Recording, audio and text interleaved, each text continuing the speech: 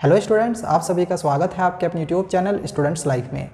बच्चों, आज के इस वीडियो में मैं आप लोग को 6 इंपॉर्टेंट टिप्स बताने जा रहा हूं, जिसकी हेल्प से आप अपने बोर्ड एग्जामिनेशंस की तैयारी बहुत ही अच्छे से कर सकते हो और काफ़ी अच्छा मार्क्स भी आप ऑब्टेन कर सकते हो।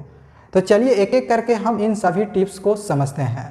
तो टिप्स नंबर 1, सबसे पहले अगर आपके मोबाइल में कोई भी एक ऐसा ऐप है जिसके वजह से आपको पढ़ाई में डिस्टर्बेंस होती होंगी, तो सबसे पहले उस ऐप को आप अनइंस्टॉल कर दे, तभी आप एक अच्छे एग्जामिनेशंस की तैयारी को कर सकते हो। जब तक वो ऐप आपके मोबाइल में रहेगा तब तक आप डिस्टर्ब होते रहोगे। जब भी आप पढ़ने बैठोगे एक नोटिफिकेशन आ जाएगा। अगर गेमिंग रखे हैं तो हो सकता है कि एक मन का खिंचाव होगा कि हम थोड़ा सा खेल ले। थोड़ा सा खेलने के चक्कर में आप 2-3 घंटा बर्बाद कर दोगे।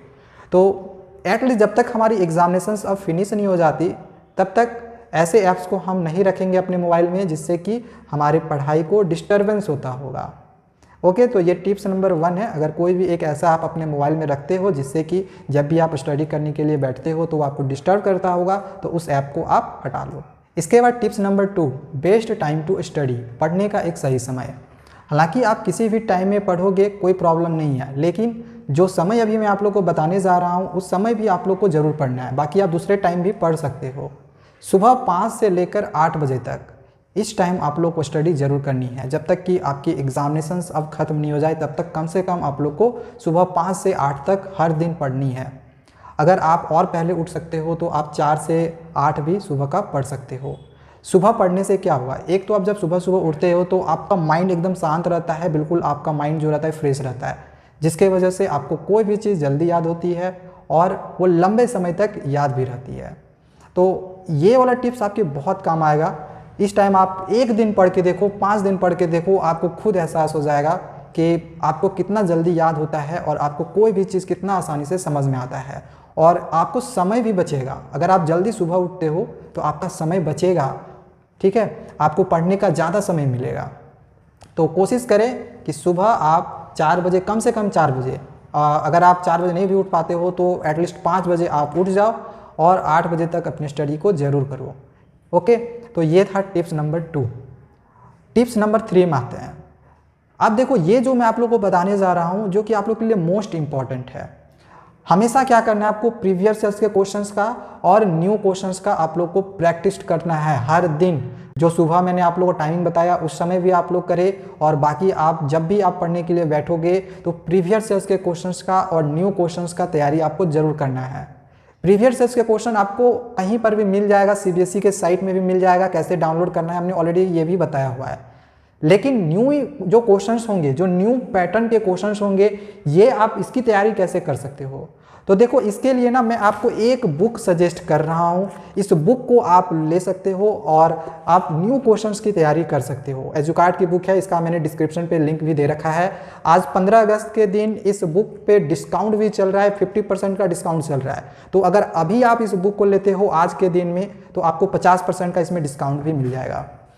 देखो, इसमें क्या है कि प्रीवियस ईयर का क्वेश्चन तो आपको दिया ही है जो कि आप लोग को प्रैक्टिस करना ही है, साथ ही साथ न्यू टाइप के क्वेश्चन दिए हुए हैं। और आप लोग के लिए दोनों इंपॉर्टेंट है कि प्रीवियस ईयर के क्वेश्चंस की भी तैयारी करें और हम न्यू टाइप के भी क्वेश्चंस की तैयारी करें।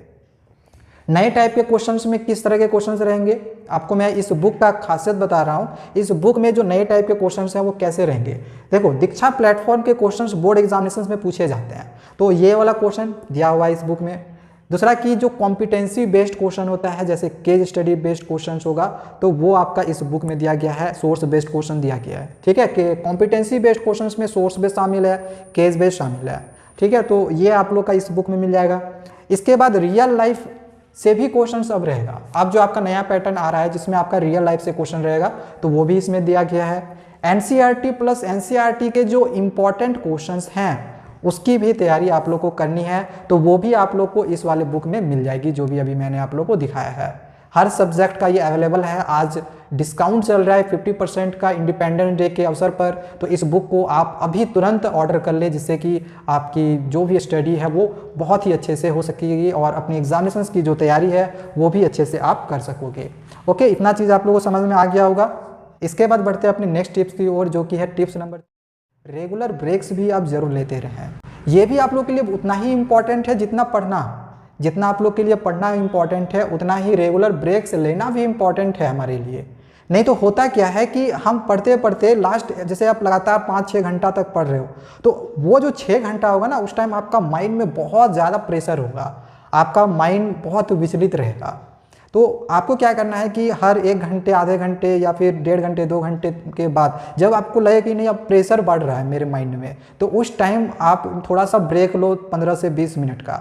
और जब आप ब्रेक लोगे तो ऐसा नहीं कि हम मोबाइल में फिर से हम निकाले और कुछ भी देखना या गेम खेलना शुरू कर दिए, ठीक है, वो नहीं करना है।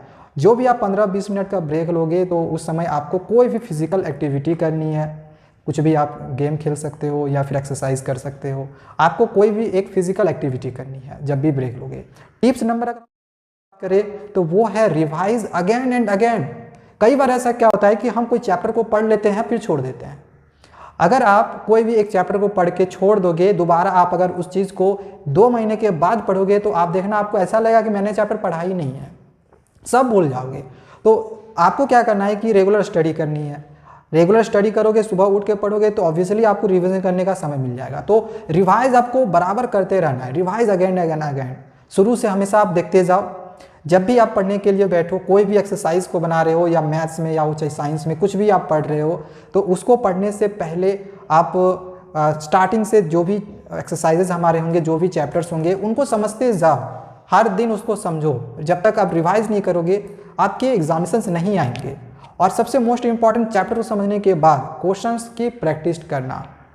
बहुत सारे बच्चे ऐसा करते हैं कि चैप्टर को समझ तो लेते हैं लेकिन क्वेश्चंस बनाते नहीं हैं। क्वेश्चन नहीं बनाने का रीज़न ये भी हो सकता है कि बच्चों के पास हो सकता है एनसीईआरटी बुक है, उसमें ज़्यादा क्वेश्चंस है नहीं, फिर छोड़ देते होंगे।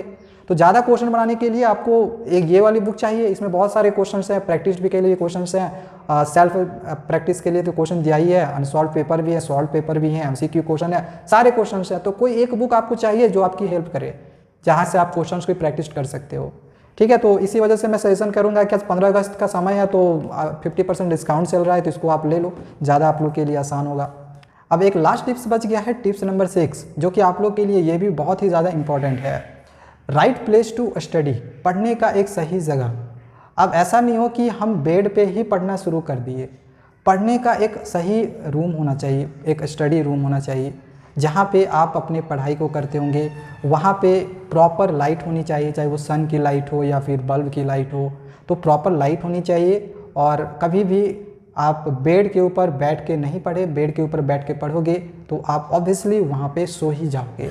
क्योंकि थोड़ा सा भी अगर आपको थकावट महसूस होगा तो आप कोशिश करोगे कि मैं सो जाऊँ, और जैसे ही आप सोए तो फिर आगे आप पढ़ना तो फिर भूल ही जाओ। तो ये भी बहुत ही ज़्यादा इम्पॉर्टेंट है कि हम सही जगह चुने पढ़ने के लिए। एक स्टडी रूम होना चाहिए जहाँ पे हम घुसने, जैसे हम इंटर किए उसमें घुसे और लगा कि नहीं अब बस हम पढ़ने वाले हैं, ठीक है, ये वाला एहसास आपको खुद ब खुद आना चाहिए। ऐसी रूम होनी चाहिए एक, तो एक प्रॉपर स्टडी रूम होनी चाहिए पढ़ने के लिए। तो ये जो भी आज मैंने आप लोग को टिप्स बताए हैं, बहुत ही इंपॉर्टेंट टिप्स आप लोग को दिए हैं, इसको आप लोग फॉलो करना। 95% जरूर आएंगे, इसकी मैं पूरी गारंटी लेता हूँ। आपको बोर्ड एग्जामिनेशंस में अच्छा मार्क्स लाने से कोई नहीं रोक सकता है। तो आज के लिए बच्चों इतना ही। आगे और भी इसी तरह से हम बहुत सारी और भी इम्पॉर्टेंट चीज़ों के बारे में समझते रहेंगे, जानते रहेंगे।